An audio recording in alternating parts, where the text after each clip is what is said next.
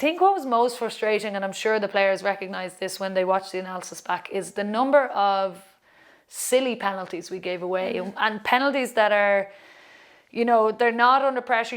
You weren't trying to turn over the ball with hands in the ruck and stuff like that, which you can in some ways excuse. And I say excuse, like, you know, in that at least you were trying to compete. Whereas we had a couple of penalties over the weekend and they just were so costly and so just silly. Like, you know, we did not need to make them, and they're almost inexcusable. Her Sports Six Nations Show in association with Opel.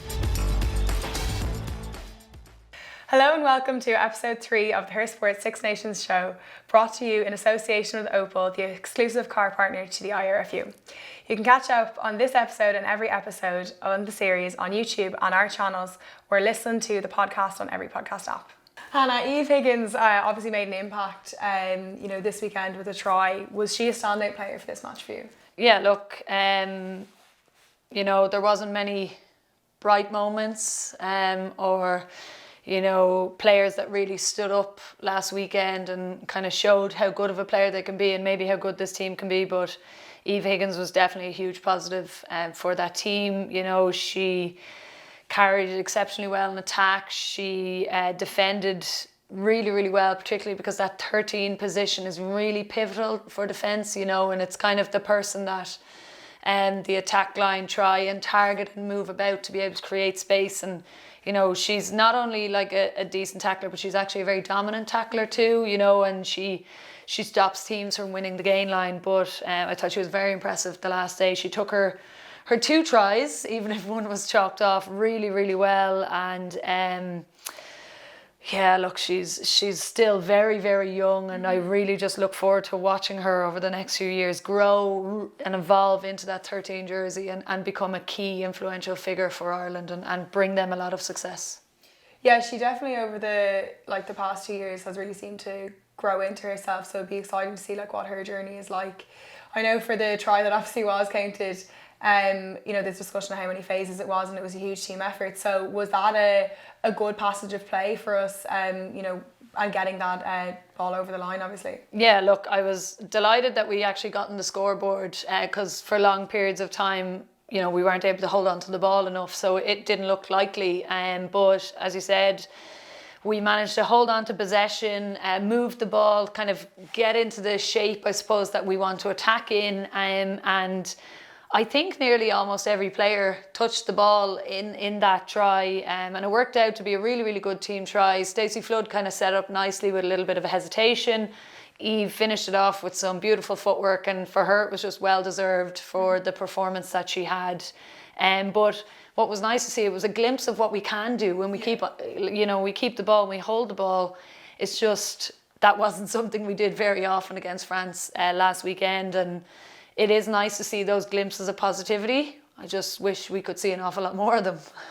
Yeah, and that's something obviously that we'll be hoping for a bit more this week. We want you to show your support for the girls in green as they host Italy for round 3 of the TikTok Six Nations Championship. Comment below what you think will be the final score of this weekend's game with Ireland versus Italy at Musgrave Park. Send your photos to us on Instagram and Twitter with the hashtag HerSport6Nations. In terms of the scoreline, obviously the result was 40-5. You know, obviously with the French win. You know, was this a score that you had expected? Yeah, to be honest, I think my prediction was that France would score in the 30s, but to be honest, in my head I thought that France would score a lot more, and I was just hoping that, you know, the girls could put in a really good defensive shift to keep that score. But I do think that for the Irish team to go out and get a win last weekend would have been an absolute upset of the highest order. I was just hoping they went out and put in a performance, you know, and were able to keep France to a minimum and stop their attacking threats and then show off a bit of flair themselves. But unfortunately, our own kind of mistakes and mishaps, you know, allowed the French too much possession, too much freedom. And when you give that to one of the best teams in the world, they will punish you. And France did that, you know, and they ran in, I think it was 6 tries, you know, 4 in the first half, 2 in the second half. And a lot of those tries came from our own mistakes, our own penalties. you know, and you can't give them that. When you give the team a ball or the ball, like, you're giving them energy, you're just saying to them, right, come at us, and you're left defending all the time. Similarly against Wales, our penalty count was very high, and France punished us, and we never really got a foot in the game. Obviously, we've talked about Eve being a standout player. So for you, were there any other key players in the match last weekend? Yeah, look, as I said, you know, there's no fault or lack of effort from any of the girls that are out in the field. They're all trying to do their best, but unfortunately, we didn't actually see that. You know, the heart and the desire and the effort and work rate was there, but our basic execution and skill level wasn't. I was extremely impressed by Amy Lee Murphy-Crowe once again, particularly on the defensive side. You know, again, when you give a team the ball and you're stuck with defending all the time, they're going to try and stretch you, move the ball, and the French have the skill and flair and offloading game to do that. And I thought Murphy-Crowe was excellent in her scramble and kind of cover tackles, particularly in those wide areas where she was left a little isolated at times, you know, and then she had some really good carries herself just to kind of get it out a little bit of danger. And she's one probably slight weakness that she would have in her game is the backfield, kind of in learning that again with her background in sevens. You know, the kicking game isn't there as much, and so she wouldn't really find herself in the backfield too much, and that's something she's learning over time, and with each cap she's getting better, and I thought she did quite well there last weekend, which is nice to see an improvement, because like, you look at her, she's an incredible player, and you're like, she's actually only getting better. Like, you know, she's not even in her prime yet for me. We still have so many years of good rugby ahead with her, and I thought she did really, really well. And there was one thing I actually was really, really impressed with, some of the impact that the subs made. Last week, I kind of was hoping that the subs might see a little bit more game time and that they could kind of influence the game, because again, they're coming on as fresh legs, this new energy, you know, really tightening up that defensive line, bringing that bit of energy into attack. And I thought Hannah O'Connor, when she came on at 8, was super. She had a maul turnover, which was a weakness against Wales. You know, she had some strong carries, some big tackles, and again, she's a player who's been chomping at the bit to kind of get opportunities, and she would have been disappointed with her lack of game time against Wales. And you know, she's hoping to start. Like, every player there is hoping to start, so I thought she did quite well. I also thought Chrissy Haney coming in for her first cap, you know, she was given 40 minutes, and that's a big ask, you know, to see a prop changed at half time. But thought she had some great carries, some great tackles, and a really big impact for her. And again, it's your first cap, you're going to France away, it's very daunting, and she did quite well. So it will be interesting to see the team that we see this weekend, and then obviously beyond that, particularly when we end up missing a few players due to other commitments. Yeah, you talked a little bit about that fear factor in respect to playing in front of the French home crowd. What are the positives that we can take out of the game and draw on, you know, moving into playing against Italy this weekend?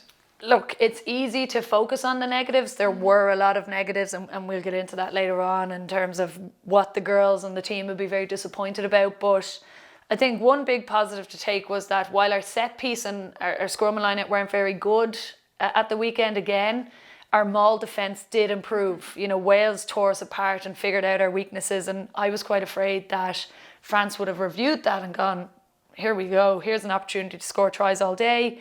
But our maul defence actually stood up really well, and it was nice to see that little bit of improvement and see the girls take a bit of pride in that. And you know, France didn't have as much leeway with the maul and as much, I suppose, happiness with it, because the Ireland team had tightened that up a bit, and that was a nice positive to see. Obviously, you know, we had other areas of the pitch we really now need to focus on, but that was nice to see that we kind of didn't let France exploit that as much as they would have wanted to. Again, other positives we see are the fact, like the try we scored, you know, the try we had chalked off, they were really nice pieces of play that we had, and it gives us that hope and shows us that we are capable of playing good rugby and playing to a good level. And like, if you can score against France, you're doing well. Like, they are a very, very big defensive unit with huge line speed, huge physicality, mobile forwards who try and close down the space very quickly. And so for us to hold on to possession for our try in the second half and eventually get the score and break them down is really positive. we just need to get more opportunities to be able to do that. And again, you need the ball to do that. Yeah, it's just about tying some of those pieces of play together and hopefully seeing more consistency with that. Talk to us about the player of the match. Yeah, look, what any team would do to have a player like Laurie Sansus in their team. She is just a diminutive little 9 who, you know, she came off the bench against Wales and had the most metres of any player on the pitch with 77 and set up a couple of tries. And this week she was given the nod from the start, and you know, she is an incredible player. She actually plays for Toulouse, where they were playing this weekend, so it was nice for her. She knew that pitch, but she just dictated the play, dictated the tempo. She had the most carries of any French player on the team, which for a 9 is unheard of. You know, usually they're just pick up the ball and pass it to the 10, but kind of just shows the leadership and that role she takes on for her team. She scored 2 tries herself. Again, showing her class and her experience, and probably highlighting the inexperience of our 9, and playing on that, which all good players do, you know. And she sniped off the back of 2 scrums to score her 2 tries, and she was a constant threat. So even when she wasn't looking to snipe herself or score, you know, she was sucking 2 or 3 Irish players in, because she's so dangerous, and that just created gaps and space out wide, caused Irish players a bit of indecision. You know, they didn't want to rush up and let her run, and you know, she's an incredible player. I would love to play outside her at 10, although I'm not sure I'd get the ball too much, to be honest. But yeah, what any team would give to have a player like her. There's a reason she was voted or nominated for World Player of the Year last year. And the scary thing is, like last year, she had to compete for that 9 jersey with Pauline Bourdon, and we hope to see Bourdon over the next couple of rounds coming back from injury, and like, I don't know, Caroline Drouin is playing really well at 10 there, so Competition is stiff. Competition is like, she's that good, and competition is still stiff. It just highlights the quality that France have. You know, whether she's starting, whether she's coming off the bench, she's going to have an impact. You have Bourdon to come on, you have Drouin there. They're interchangeable in some ways, and they're just a dream. That depth is just a dream, yeah. Earlier we were chatting with Claire Molloy about the youth of the squad, so we'll have a look at that clip now. Yeah, I think, you know, you reflect on last year's results, similar scoreline at home in the Energy Park. I think, you know, looking at France's strengths, you know, they've always had a strong pack and strong set piece, and that's an area that an inexperienced team will struggle with. You know, you can't really trade match experience for learning on the job. You know, it's challenging, you know, for the girls, and I know there's frustration there with the pack, and you know, they'll be wanting to build on it, but you know, it's just not built in a day. You know, they can do quick fixes during the week, but you can't trade experience. Like, I can't say that I was a good scrummager after 3 or 4 caps myself. Even as a back row, people might say I didn't even push, but like, you know, just understanding, you know, how to defend a scrum office, that takes time, that takes learning and experience. So, you know, I think the girls are, it's a steep learning curve at the moment for them. In terms of what you know, Claire is saying there, like, you also spoke a little bit about that you know, Rome's not built in a day, and you have to get the games to get the experience. So tell us a bit about that, and like, you know, how can we, you know, improve on what we're doing now? Yeah, look, I suppose all the talk and all the media hype and stuff has been around this new team, this new squad, new management, you know, and this, I suppose, new era that we're building towards with this next World Cup. And I suppose, while we are trying to see new players, we've obviously seen Aoibhinn Riley capped, Christy Haney capped, Anna McGann has been capped this tournament so far, and it's great to see these players being brought in. But again, what comes with that is that lack of inexperience or lack of experience, and it is really hard because, you know, Claire Molloy had something like 75 caps, played for Ireland for, I think, well over 10 years, and we lost her with retirement last year. Lindsay Peat, who'd been a stalwart, she joined rugby late, but still had a huge influence on this team. Ciara Griffin, also retiring last year. So we've lost a lot of voices and leadership in the squad.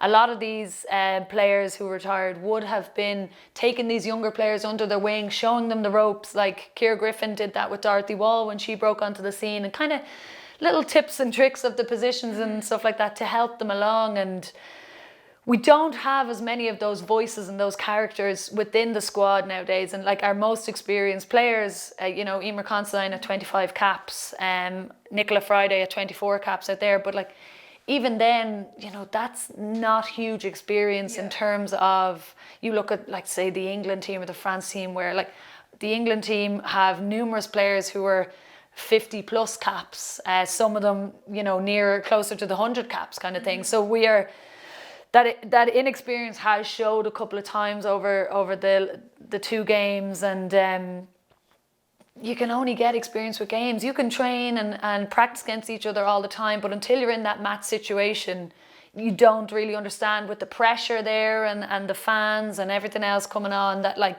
that's where you build and grow as a player and mold into what you hope to be. And it's not going to happen this Six Nations. We're not going to get through these 5 games and all of a sudden, Aoibhinn Riley has 5 caps now and she's super experienced. Like, she still has so much to learn, and so do so many of those players who've been around 2 or 3 years. And look, Rome wasn't built in a day, but we do need to start seeing improvements game by game. The France game, look, they're just way too good for us now, and that is hard to say, and I'm sure it's hard to hear as players, but it's the reality, and we need to be focusing on games that we do think we can win, and putting in good performances there, to grow the morale and the confidence, but also to get that experience, because again, nobody likes losing, nobody wants to lose, and they say you learn more in defeat than you do in winning, but you want to win, and you hope you win. And the more you win, the more coverage you get and the more exposure, and that grows the game, and it just has more positive benefits to it, I suppose. And in terms of, there were obviously errors and mistakes that were made, and, you can put some of that down to inexperience. Like, was all of that, down to, getting game time and, or were some of the errors they just shouldn't have happened? Yeah, look, there's clearly a mixture of both. Claire talked about how, with scrums and stuff like that, it doesn't just happen overnight. And we had a couple of scrum penalties at the weekend. Again, I'm a back, so I didn't exactly know what was going on, but kind of looking back, our bind wasn't great, our scrum height wasn't great, and that kind of just gave all the leverage to France, and they wheeled us and they got the leverage on, and the penalty went against us, and from there they actually scored 2 tries. But one of the tries where Sansu scored her first try was that we just failed to cover the blind side, and that's, Dorothy Wall needs to be quicker at getting off the back of the scrum, but also our blind winger and our 9, who both actually leave that space, need to communicate better and realise that you can't leave someone like Sansu with that space, because she'll take advantage, and she did.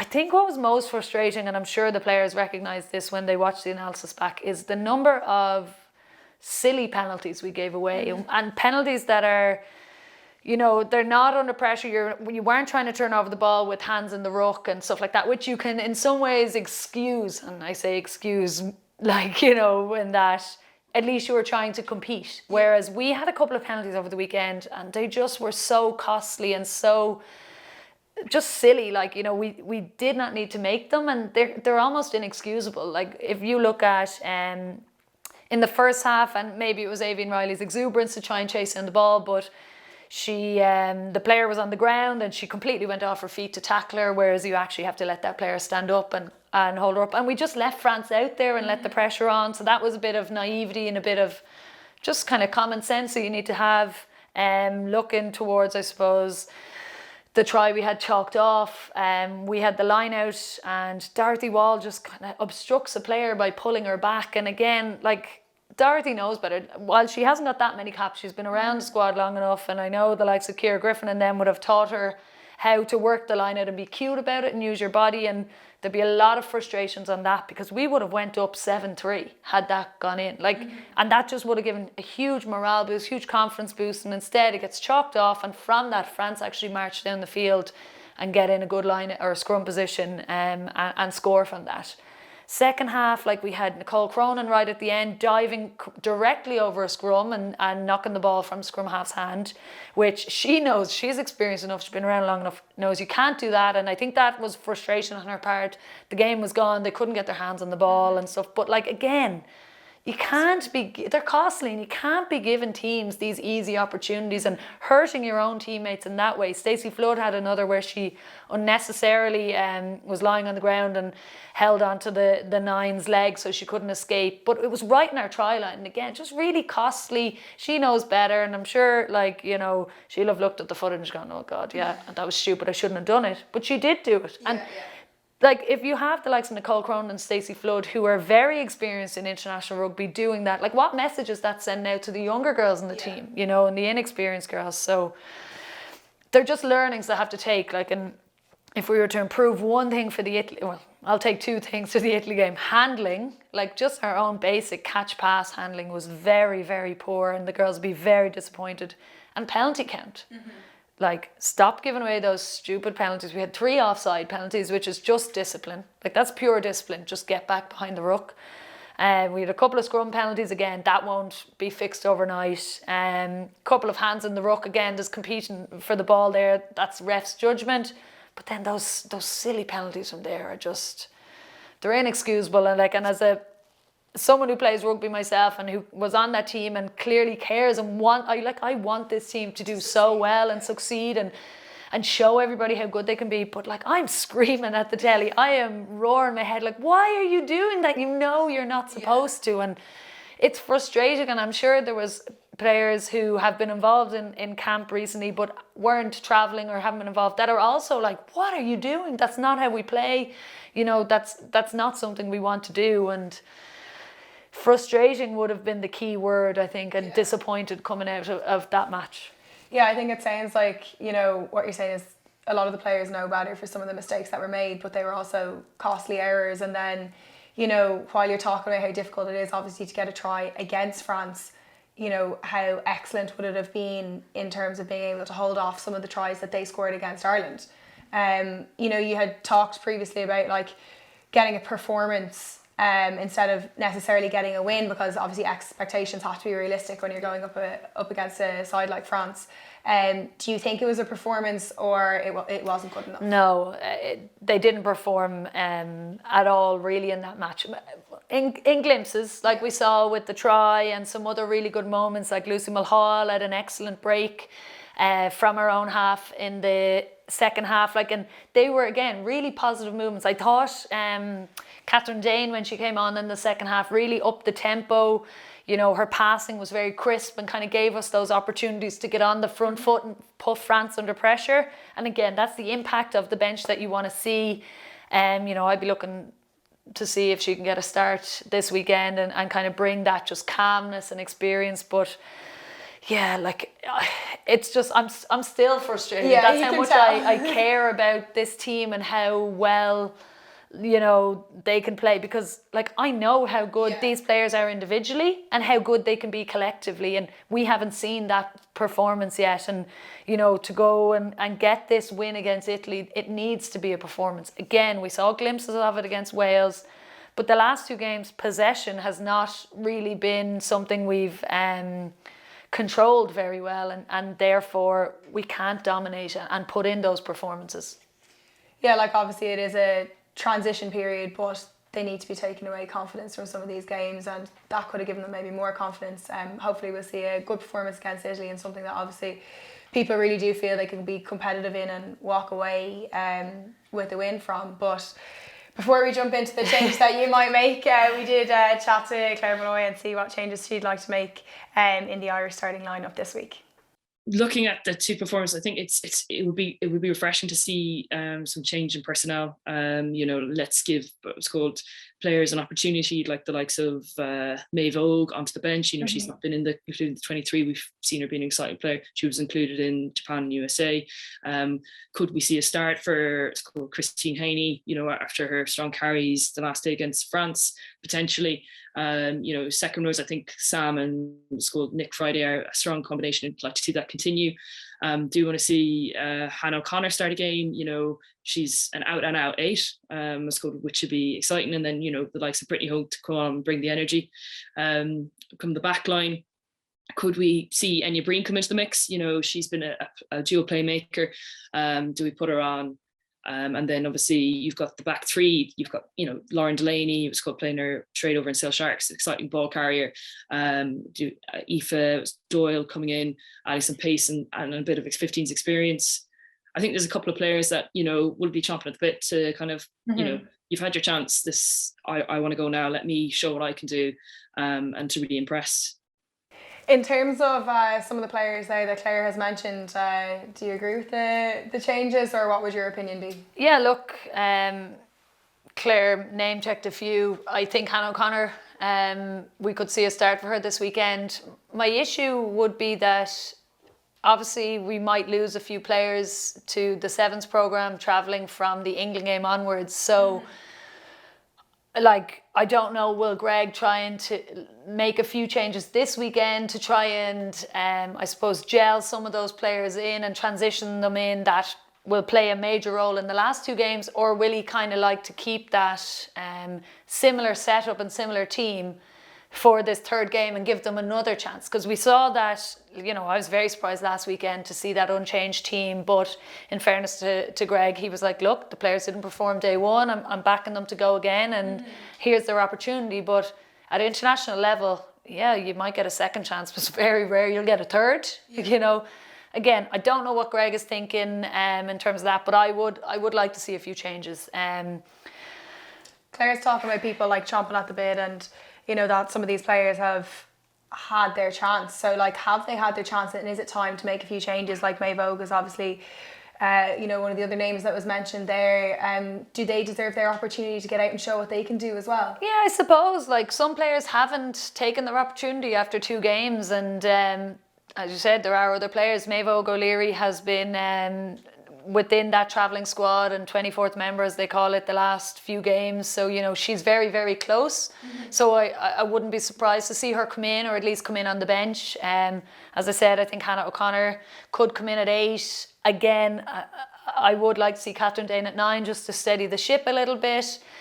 The back line is a really interesting one. Again, the discussion is going to be, do you start Bevan? And it's tricky because she is a superstar, and any team in the world would take her. And she's probably so pent up and frustrated about how the tournament has gone so far, and that she hasn't maybe impacted it as much as she would have liked. She lit up the tournament last year, and a big thing when she came on, she didn't have a lot of opportunities. But this week you could see she had...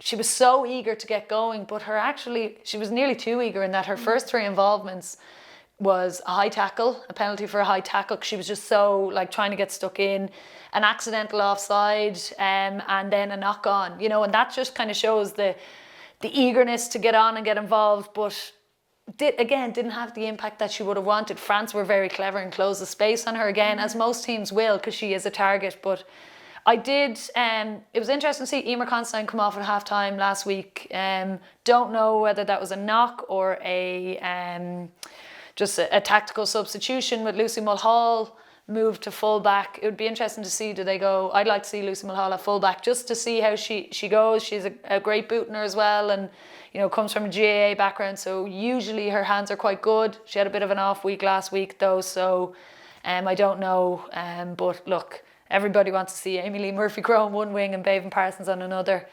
Again, the question... And that's tough at the moment with the sevens, because obviously in the coaching setup, they're thinking of the last 2 games where these players won't be available. So do you think part of that is the foresight, looking down the line and say, okay, we can maybe play with one but not necessarily start with both, because we have to start planning for what comes down the line? Yeah, look, and that's maybe the big question we'll see this weekend, is that, I think from the team that started last weekend, potentially 7 of those will travel, and that's from the starting team. That's without Bevan.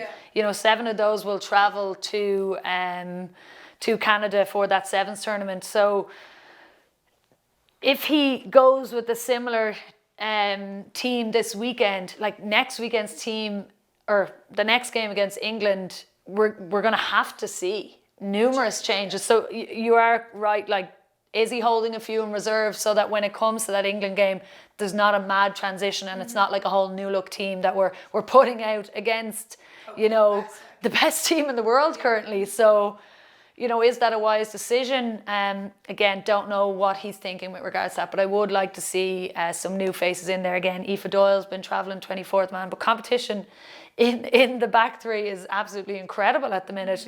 Lauren Delaney's around there then. Unfortunately, she's injured now and has been ruled out, but yeah, I would not like to be Greg picking a team, because I feel like I'd be like, they should go here and they should go here and this, that and the other, but like, would I get a result? I don't know. Or would the result be any different?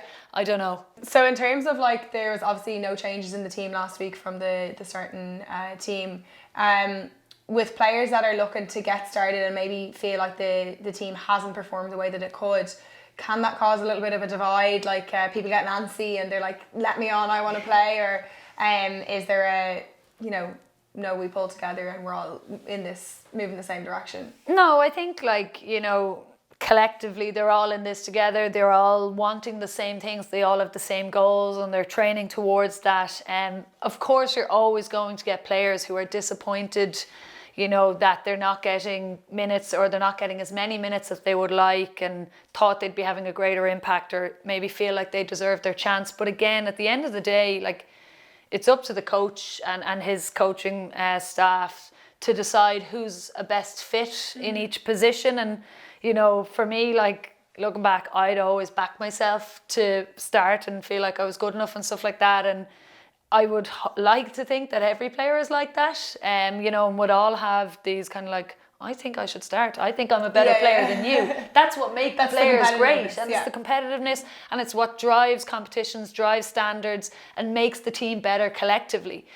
Whether it's like, it's not an individual sport. We play a team sport, and that when you're playing. So whether you're happy or not with the call, you put on that face and you go out there and you do everything to help the team win. And I think that's what we will see. Yes, they can go home and they can vent and they can be this, that and the other, but they need to, if that's the case, if they have a player and they're not happy they're getting minutes or they're not getting minutes, they need to go to management and go, okay, what's X in my position doing better than I am? How can I improve? How can I get a jersey? How can I get more minutes?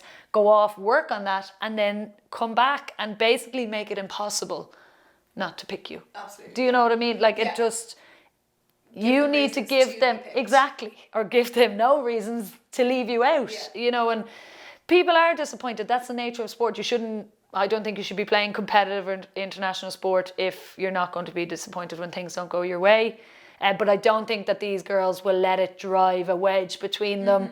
As you said, a lot of these girls do know that we will lose a couple of players in the next few rounds, and maybe they're biding their time for that chance. Yes, would they like it to happen this weekend? Absolutely. But if it doesn't happen this weekend, you take the next game and you go, how do I get in there? Maybe this game would suit me better in terms of tactics or whatever Greg McWilliams want, and we go from there. It's just about making it impossible to ignore you. Yeah.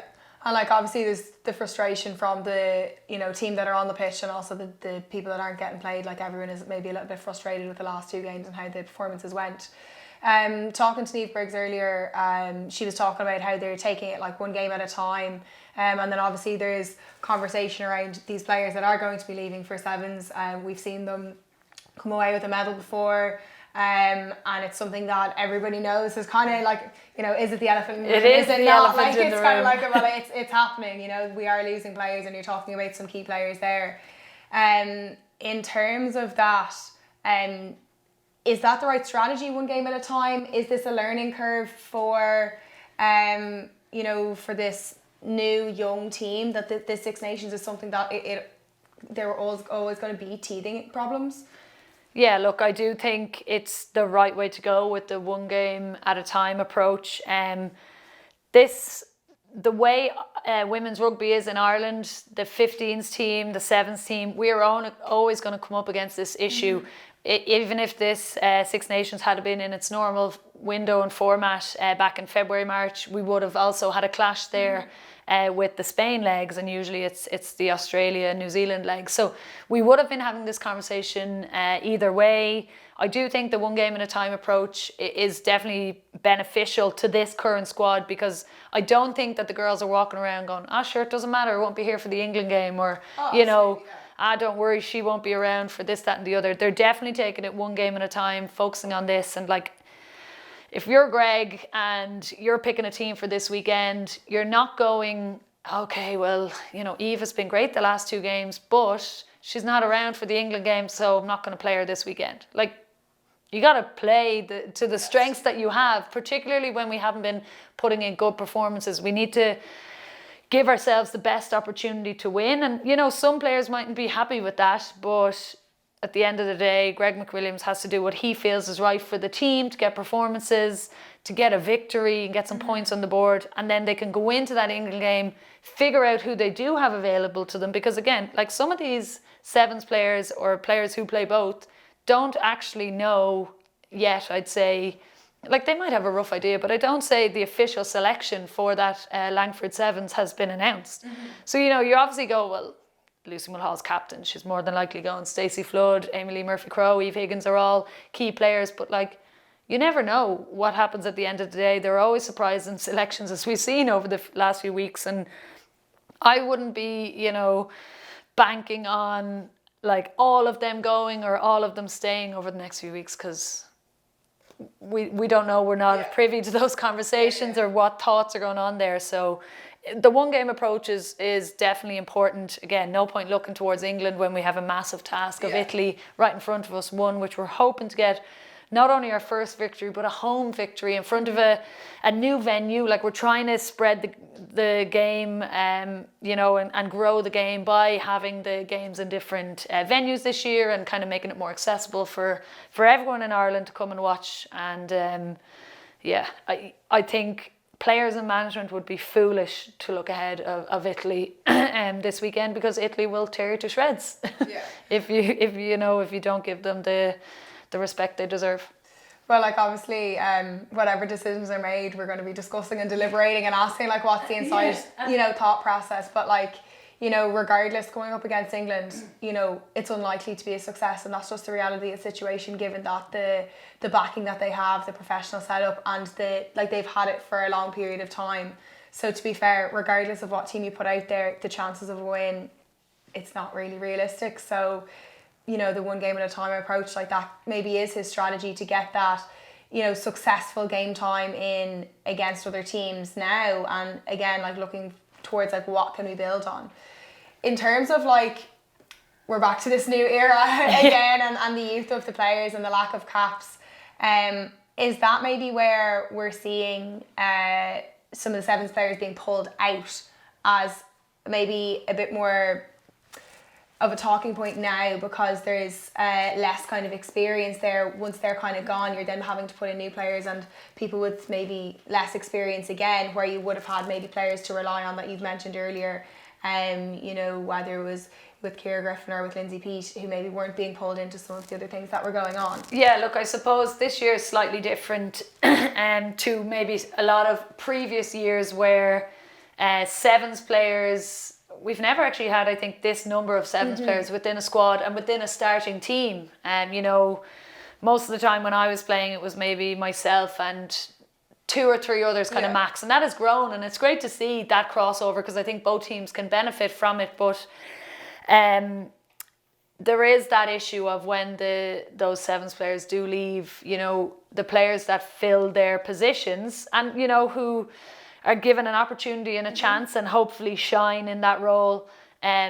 Will they be coming in a little bit cold because they haven't played a lot of matches and they're coming up against an English team, which is terrifying, to be honest. Like, some of the players they have, again, are world class. Abby Dow on the wing scored a hat-trick at the weekend. And, like, even if you look at the team that they put out in the first game against Scotland, and then the team they put out the weekend there, they made something like 7 or 8 changes. Like, you know, and they were able to have players like Emily Scarrett on the bench, you know, like Abby Dow came in, Abby Dow was dropped out of the squad completely, and Lydia Thompson came in and she scored a hat-trick. Like, to have players of that calibre, they probably could field 2 competitive squads of 23, you know, that could beat nearly any team in the world. And that's a scary thought. But you know, Ireland will have to go into that game, just take their opportunities, and much like the France game, try to limit their mistakes, limit their penalties, and put in some sort of a decent performance on that. But again, that's the game ahead. You know, hopefully they're going into that game with a bit of confidence, a win under their belt, and going from there. But Italy won't be pushovers this weekend. Yeah. And sure, look, we'll be diving into the Ireland-England game next week anyway, so we don't need to get too wrapped up with that today. Coming up next, I sat down with Claire Molloy and Niamh Briggs to discuss how Ireland build from here, turning their attention to the next challenge against Italy at Musgrave Park and taking the positives while building into the future. After that, I'll be back in the studio with Hannah Tyrrell, but a quick reminder that you're listening to the Her Sport Six Nations show, brought to you by Opel, and the exclusive car partner to the IRFU. Look, we're disappointed with facets of that game. I think when you look at the stats, we had a lot of possession. We had more passes than France, but we're probably all in the wrong areas of the pitch, and that's a huge learning for us. I think we struggled with our set piece as well, and that's another learning in terms of where we want to go and what we're trying to do. So, yeah, I think you're trying to take the positives, because there definitely was some, like that. For me, Eve Higgins' try was class. It was 13 phases. We worked our way up the pitch and we really backed ourselves in good positions. We've just got to be smarter, and I think we only get that with the more games we play at international level. Absolutely. What are you working on with the team looking towards playing Italy this week?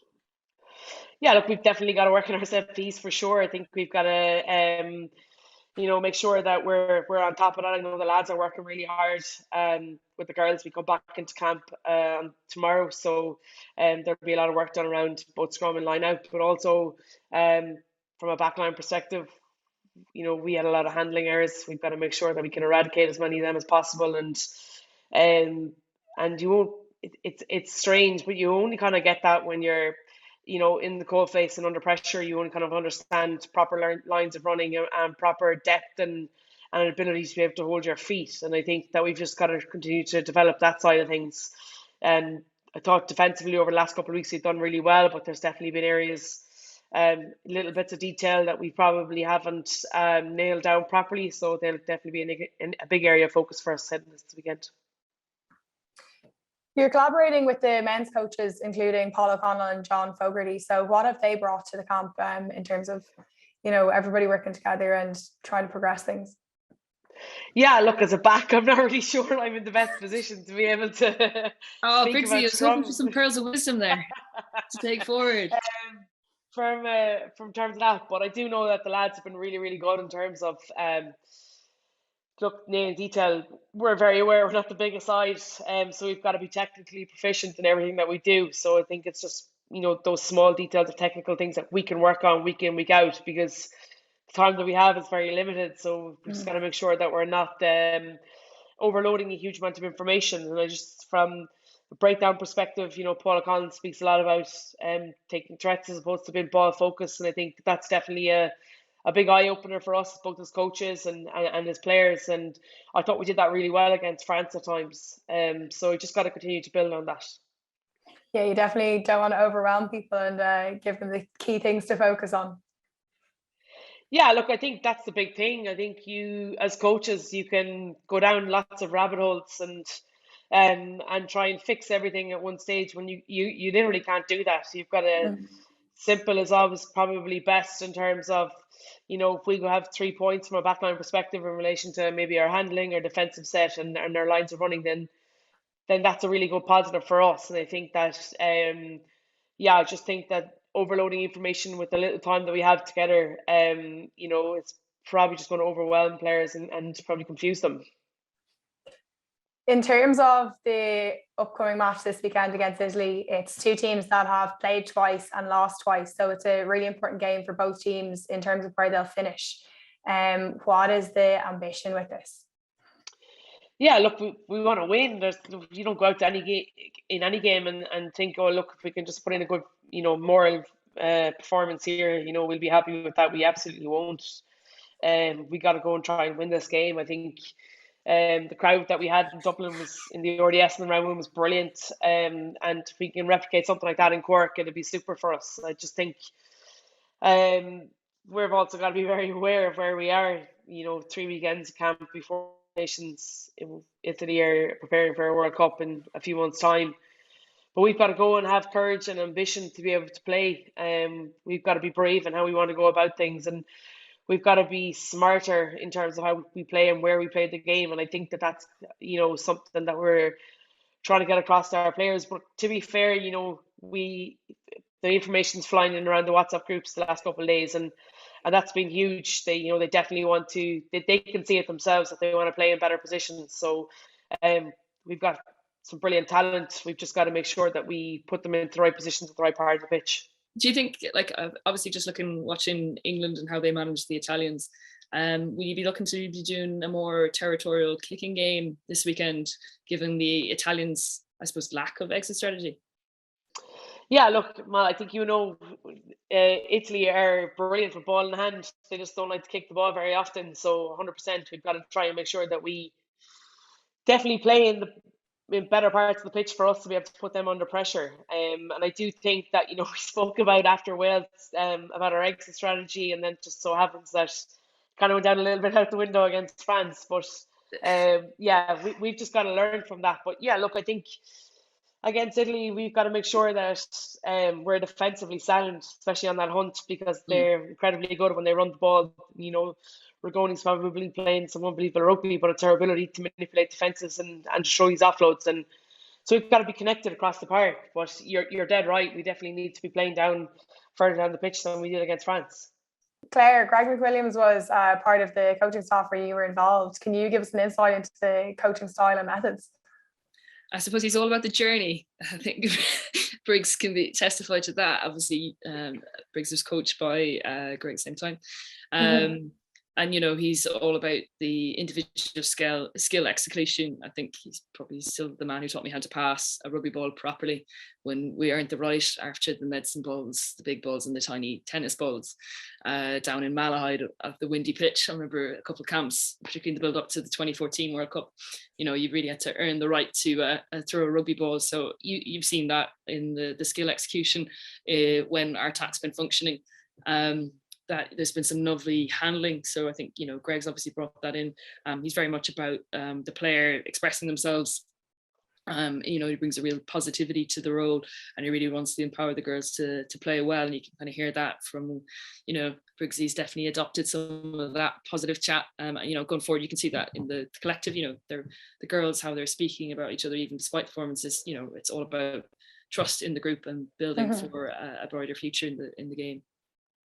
Yeah, no, it seems like there's some interesting strategies from a couple of things that he said in press conferences and, chatting to him. Niamh, can you confirm, is it still all about the journey? He backs it up with a brilliant ability to manage people. Like, even from my short time working with him over the last few weeks, I've learned so much from him. Like, it's brilliant to be in that environment. But Mal is right. Like, we're looking at, skill execution, and not just the pass, but how we catch. That's so important. And when you break it down to that kind of minute detail, you just realize you've gone up to another level. And but he also backs players, in their ability to be able to go and have courage to be able to play and see what's in front of them. And that's the balance that you're looking for. You want them to be able to go and play, but you want them to be able to do it in right parts of the pitch. But you also want them to be all on the same page. And I think that that's kind of where we're trying to manage at the moment.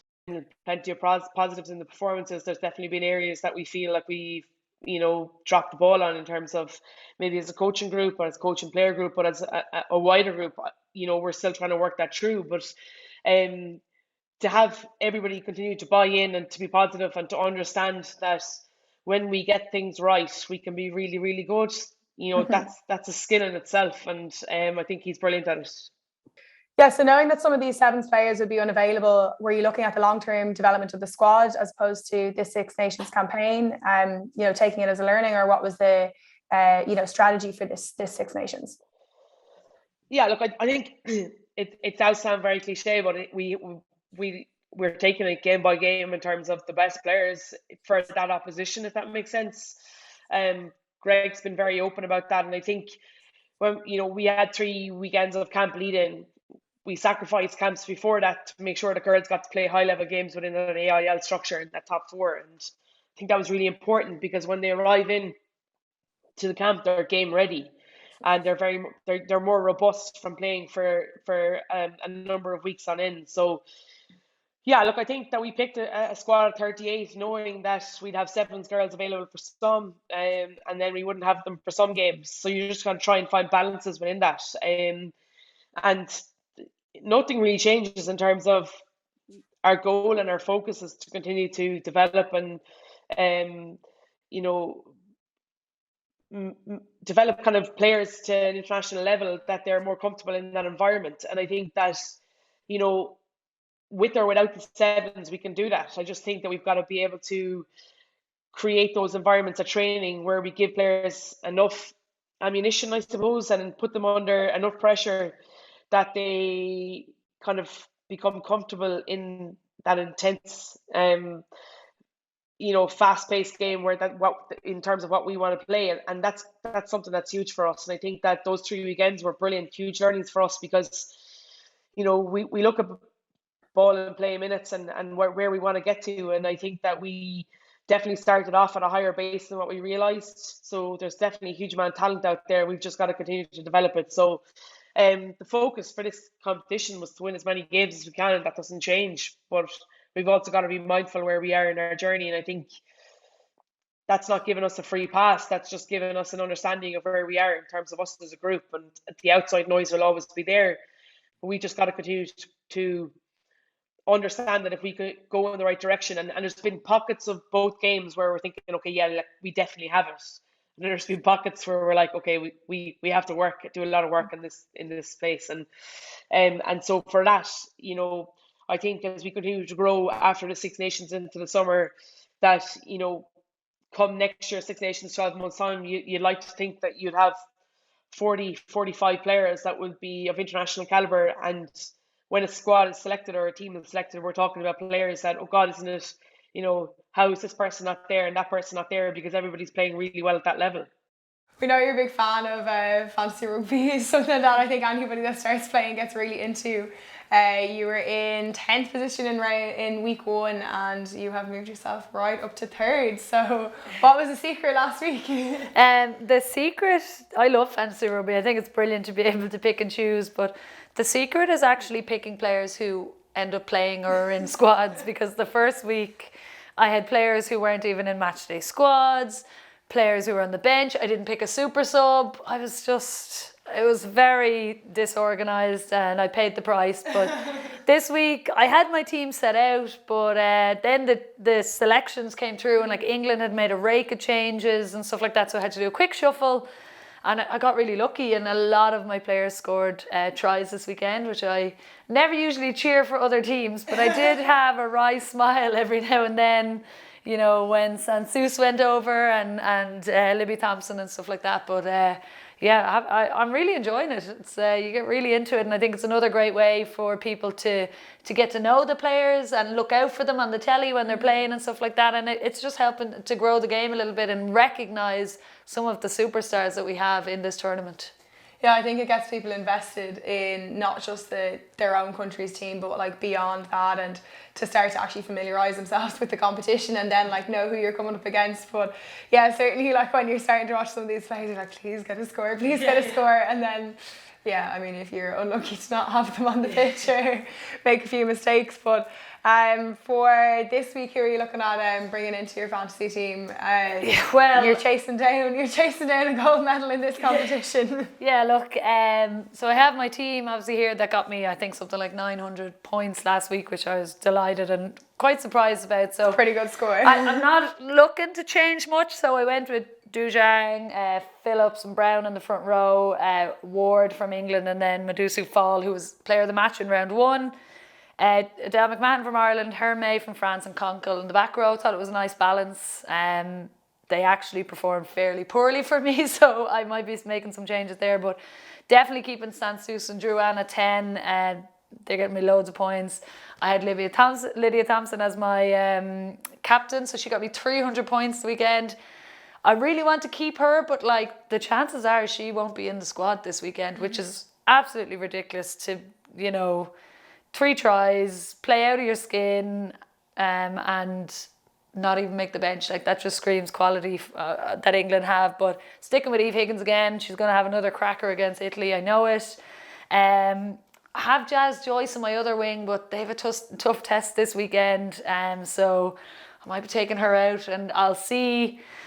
Will I bring back in Emily Murphy-Crowe, or will Baven be on? I try bring her into the squad, but also going to stick with Ellie Kildone at fullback and hope that kind of some of my tried and trusted players that I've been going with get a good run out and score a few tries, and I'll be cheering for Ireland. But like, you know, if I have an Italian player in my team and they score a try, well, I'll be a little wry smile just to get some points on the board. I don't know if you can tell that I'm very competitive No, not at all. and want to win, but I do. Who was your captain last week and who are you looking at this week? Yeah, so I had Libby Thompson this week. Probably going to stick with an English winger. Top tip, they always score. So yeah, if it's not Libby Thompson, I'll probably go with Abby Dow. Again, could look at someone like Amy Lee Murphy-Crowe or Baven to captain them if they're on the pitch, but.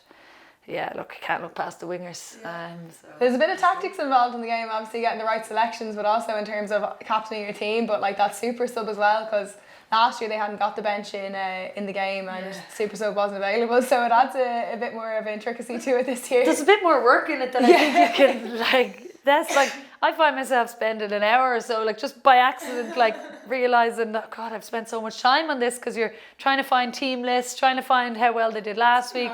Can you afford them? The budget then messes everything up, and I couldn't fill my bench the first week because I'd spent too much money on the expensive players. But as I said, it's great fun. It's a great way for people to get to know the players, like then they can recognise them, you know, because a lot of teams might know Irish players because they see them in the media and all that sort of stuff, but like they might know what too many of the French look like, or the English, or the Italian. So it's nice to be able to be like, oh, number 14 is that the one that I had on my team? Like, go score a try. And like it's just great to be able to see, get more people watching, more people involved, and there's great prizes on offer.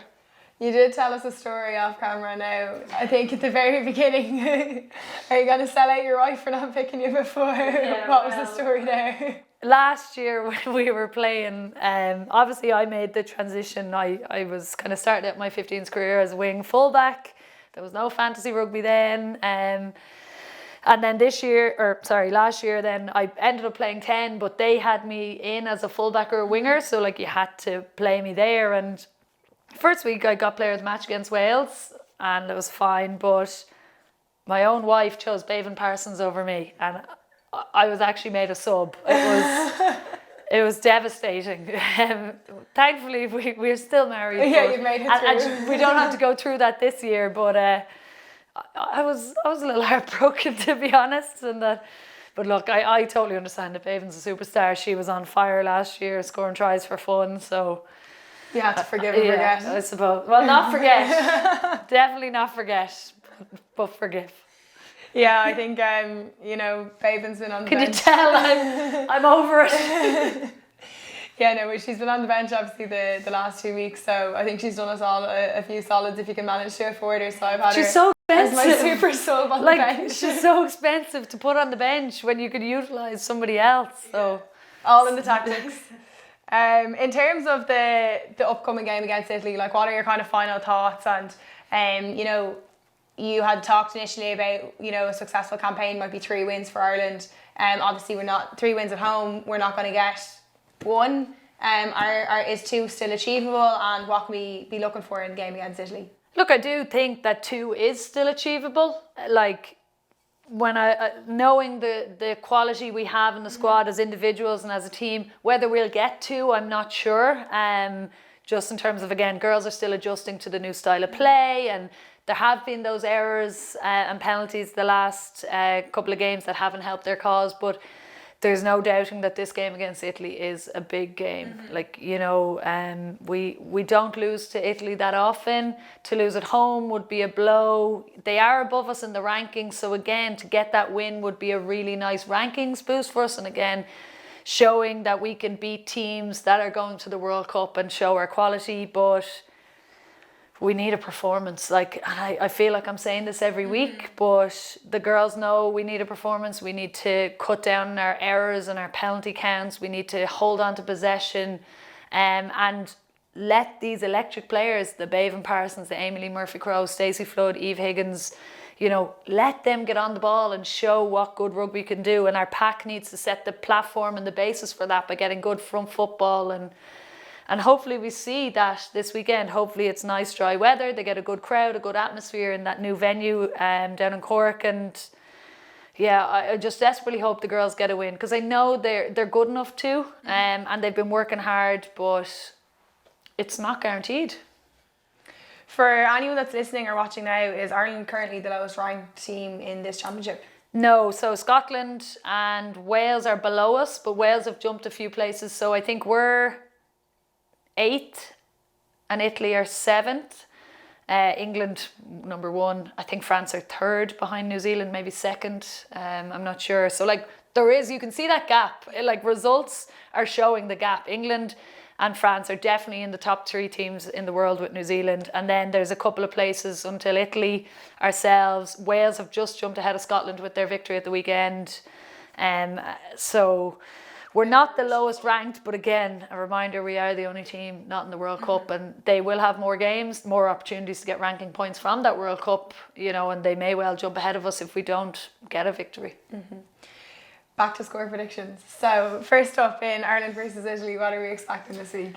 Again, judging by what the flashes of brilliance we have seen, and we've shown that we do have the ability to score tries, I do think Ireland can rack up points on this Italy team who can panic under pressure. So I've gone for Ireland 33, Italy 21. And again, Italy are well able to score. They're dangerous.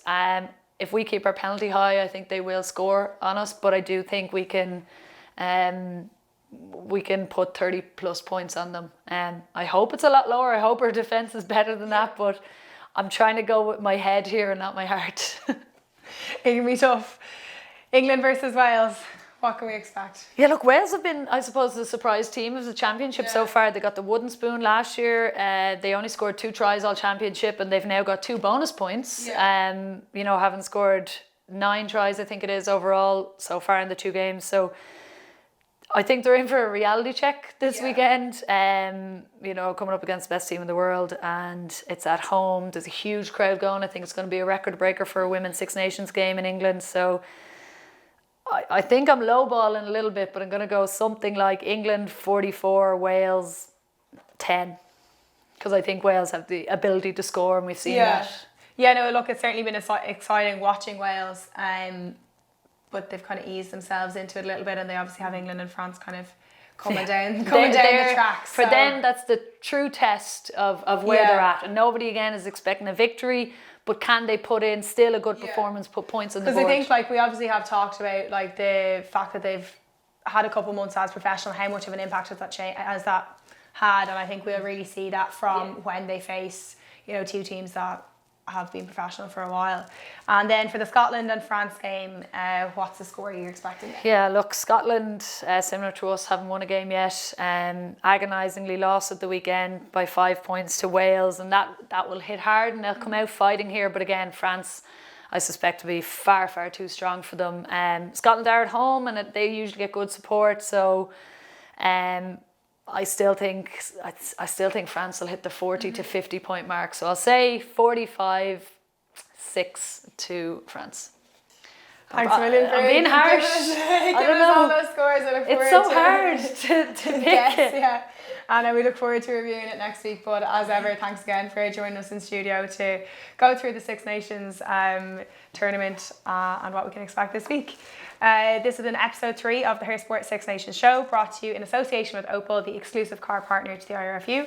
You can catch up on this episode and every episode in the series on YouTube and on our podcast channels on every podcast app.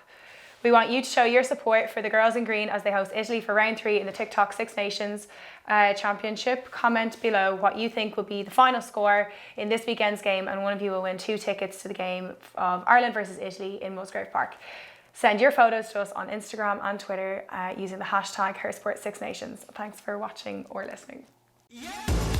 Her Sports Six Nations show in association with Opel.